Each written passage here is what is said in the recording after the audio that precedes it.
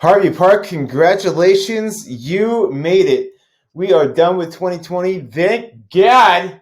And welcome to 2021, or as I call it, 2020 Part 2.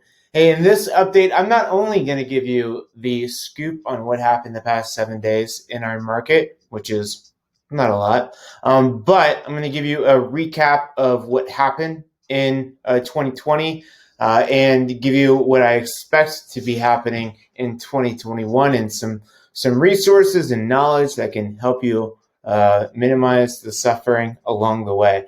Because there are going to be some challenges that we're going to face in 2021 based on everything, all of this, everything that's happening with Corona. But hey, let me first run you through quickly this week what happened, what's going on in the market of Harvey Park. And then I'm going to talk about, again, the 2020 recap, what happened in our neighborhood. This is all going to be Harvey Park really specific until I start talking about the bigger ideas. But hey, let's get into it. If you want to ever follow along, this is our website, matches the hat here. MoxieDenver.com. Go in there, set up a search, keep yourself updated on what's going on in our neighborhood. This week, we only have 2 properties that are for sale in our neighborhood. If you didn't get a glimpse of this bad boy right here, go check it out on the website. It's big. It's looking good. So yeah, check that out. Winona Court. So yeah, 2 properties for sale this week.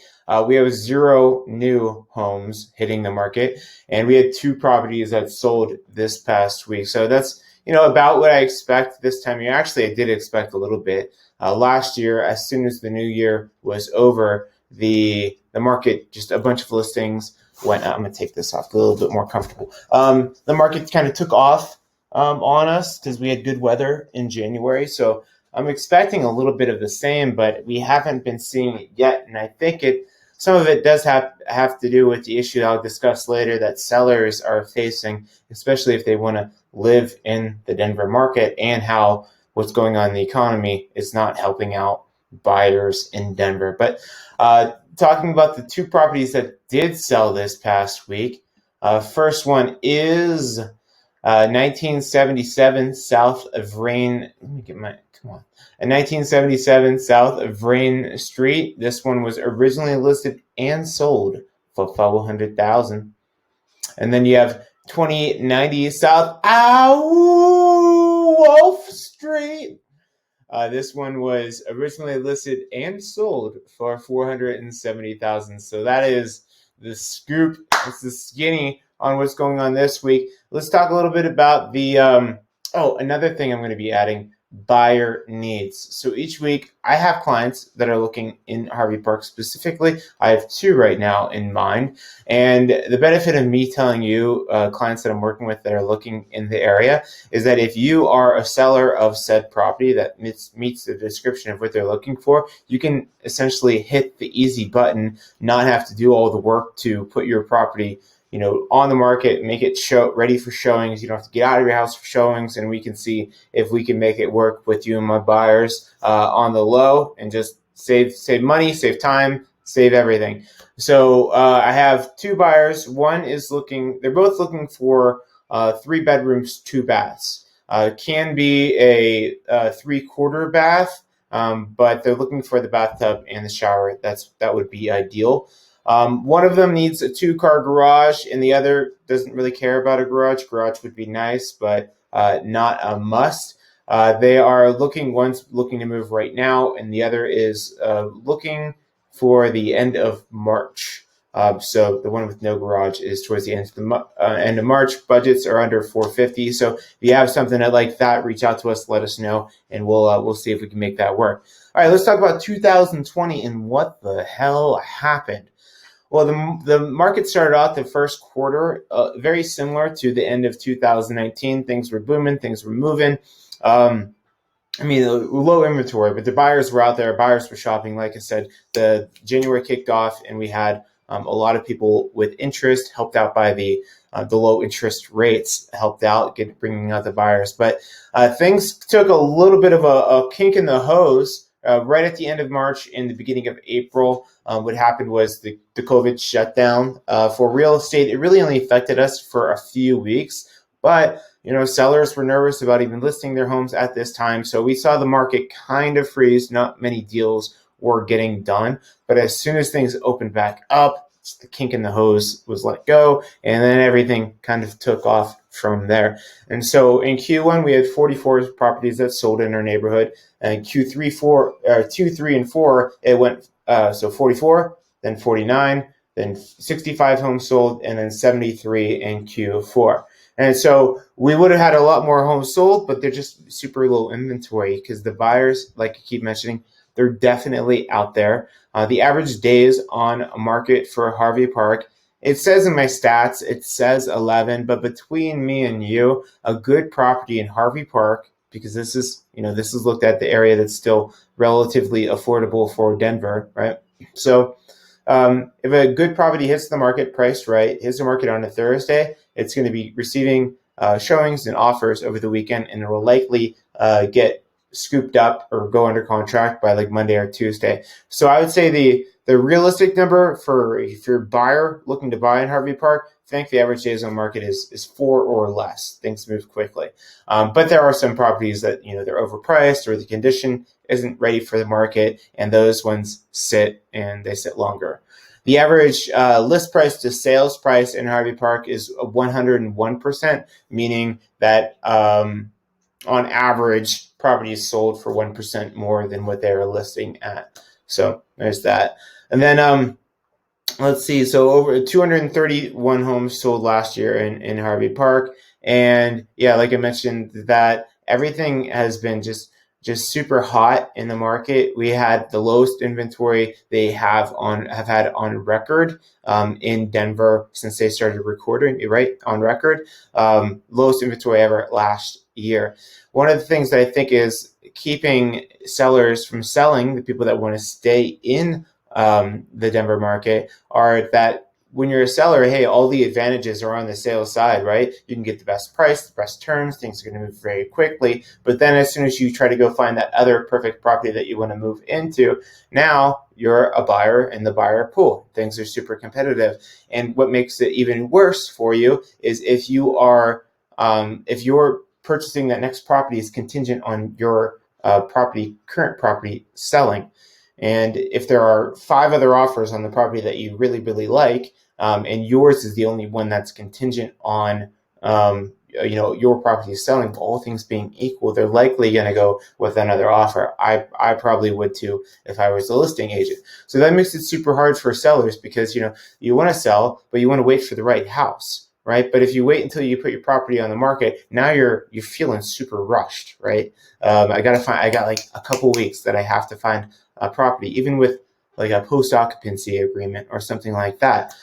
So I do have a solution. I'll give you the solution here at the end, but it will absolutely help out that unique situation where you're like, I want to move and I want to stay in Denver. If you want to get the hell out of Denver, go back to like Youngstown, Ohio. You ain't got no problems. You can capitalize on the equity that you have in your home, and you are sitting solid because for you can get a home in Youngstown, Ohio for like $80,000, but then again, you're in Youngstown, Ohio. So let's talk about like my predictions for next year. So again, I don't have a crystal ball. I always say that. I don't have a crystal ball. I can't see into the future. And there are a lot of variables that are going to be coming into play next year. The big thing for me is going to be the mortgage forbearance. We are going to find out, those that haven't been paying, who is actually able to pay. I'm starting to see more investors unload their properties just because they don't want to deal with the situation with renters. So if the end of the lease is coming up, the investors are selling. But with homeowners, we haven't had foreclosures, and nobody's really felt the urgency to sell their home quickly because we've had the mortgage forbearance. But I know some people aren't going to be able to pay and won't be able to pay continuing moving forward, unfortunately. So they're going to be stuck with the options. The bank's going to say, hey, we're going to come take the property back, or unless the government does something new and different, like they already are, like economic easing and all that stuff that can get into on another call. But the issue that we're running into is that if you can't pay, the bank's going to come take the property. But what we're likely to see is more people that are like, hey, I have all this awesome equity in my house, rather than letting the bank come sell it or come take it, and I forfeit all the equity that I built, and then I have a foreclosure on my on my credit report. Why don't I just sell the property really quick, take the cash, and run? That's an option. And if you are looking to do that, give me a call. We can move quickly, because what can happen is a bunch of these properties can hit the market at the same time, and then we're going to see costs. Or we're going to see the supply versus demand, right? So supply and demand, is it going to be enough to shift to compensate for the increased demand that we have had in order to affect, slow down prices or anything like that?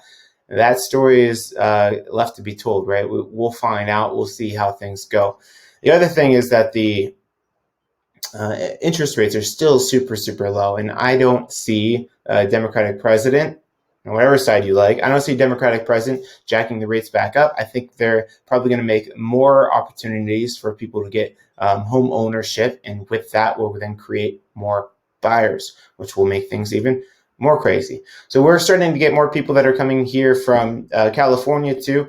There are other areas that people are leaving or picking over Denver because of the cost of living, and that's like Boise, Idaho. People are going crazy for Boise, Idaho right now. So the people that this is going to be hard for are going to be the people that are trying to stay in Denver, but I have a solution for you, right? If you're looking to sell, and first-time home buyers that don't have a large bag of loot that they're going to be bringing to their offer. All things being equal, it makes it harder for you. Like, I could sell it, I can pull on their heartstrings, and we still get it done. It just makes it hard, right? And it makes it a little bit harder. So, super important as a buyer, do you have a solid game plan going into this, because things will move super quickly. So you and I, if you're working with me, would have to have your ducks in a row, and we help you out with that. Last thing that I wanted to let you guys know about are some resources. Actually, I have one here before I forget. Go Buckeyes! That's like the best. 2021 is already starting off better than 2020, because last year at this time I was sad because the Clemson Tigers beat up on my Ohio State Buckeyes, but not this year. Whooped up on it, and we're going to be playing in the national championship just in time for bars to open in Denver, so I can go actually watch the game somewhere. We don't have cable here, but anyway.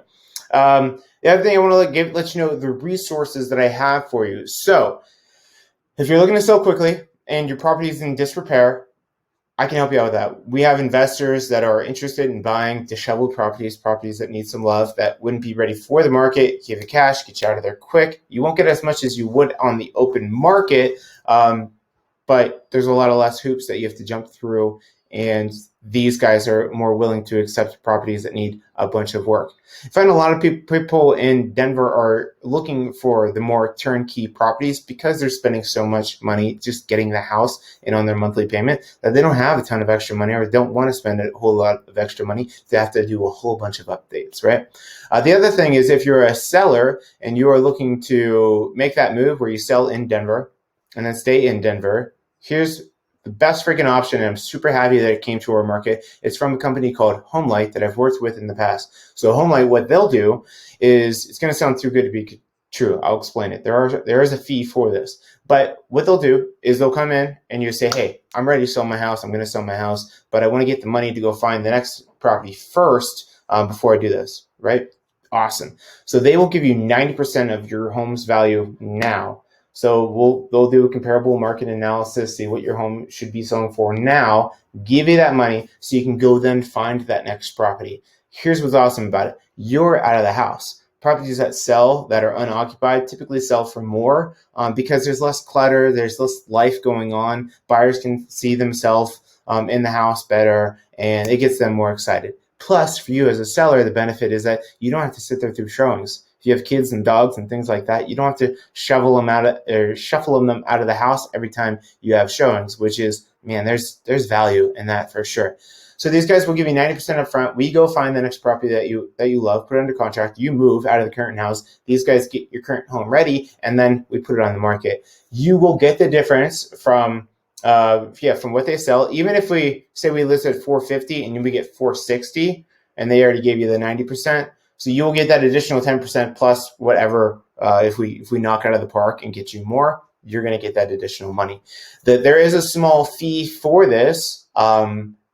because they're lending you money essentially, right? They're putting it out there. There is a small fee, but it is nominal with a couple of things that I can do. One, you're going to get more money for your house because it's empty, right? You'll get a better price. But the if you use the mortgage lender that I recommend, they have no fees. So they won't have any fees for that, which really negates that cost of the loan essentially is what you're getting. So if you are into that, and you should be, and you want to learn more because it is the best solution, and I'm super happy to be able to offer this in 2021 because I've had just some sellers that's just like, it's like we have to go right now. We have 2 weeks to find a property, and it kind of sucks, right? Even if I'm doing my best job, like it's still extra stress on the seller because they're like, I have to find something right away. So that's one resource for you. I also want to bring you to my website, moxiedenver.com, MOXIE Denver.com. We have some great resources in here. So for buyers, we have all kinds of things like home buyers guides, neighborhood maps, things like that. For sellers, we have some cool seller resources. One, if you want to just get on a drip of what your home is worth, you can sign up for this monthly service. It's called a HomeBot. It'll just give you an email, one-time email each month, letting you know where your home value is and all kinds of other things that you could do with the equity in your house. Like if you want to turn this current property into investment property, and then go get another property that you're going to live in and do that route. If you just want to cash out now, all kinds of things. If you refinance, which is super popular right now, interest rates are under 3%. And so if you're sitting there with like a 4.5 interest rate, reach out to me. I'll connect you with an awesome local lender that will get your payment down by refinancing. And the last thing that I want to show you guys here is the preparing your home for market guide. This is what I recommend, where I hand this out every time somebody says, hey, I'm thinking about listing my home, because we live in our homes and we just live in them, and we walk by things all the time, messes and nicks and scratches and things that a buyer, from a buyer's perspective, that they would see. So this talks about the three things that affect the price that you're going to get for your property: price, presentation, and promotion. So this talks about the presentation of your product, of your home, and everything that you should do. And the last thing I want to show you is, if you are looking to explore different neighborhoods in Denver, different areas, go to my YouTube channel. It's called Living in Colorado, livingincolorado.com. And we are posting all kinds of videos about all kinds of different neighborhoods. So we have neighborhood vlogs, cost of living, pros and cons of different neighborhoods, and all kinds of stuff. And we're adding videos weekly. And so we're super excited about this, and we hope you guys get a lot of value out of it. And mainly, a lot of people watch this if they're from like California or New York, and they're looking to move to Denver. Sorry, guys, I'm bringing in new people. But also, this is a great resource for local residents as well. Just another way to stay on top of what's going on in our city. So I think that is it. Don't forget, if you guys want to stay up to date, I'm doing this every week. I'm not going to stop, right? So I'm going to be here whether you watch or not. But if you want to make sure you stay up to date on this, subscribe to the YouTube channel, and that way you'll get a notification each week when we upload a new video. And that is what I got for you guys. It's been awesome. I appreciate you guys reaching out, asking me questions. Love fielding your questions. I have a real estate team. It's Moxie Denver, and we cover the whole greater Denver metro area, Littleton, Lakewood, Foothills, all the way up to Evergreen. So if you have questions, let me be your guy. I live here. I know it, and I can help you out. Give me a call, shoot me a text, send me an email, and we're happy to help you out. All right?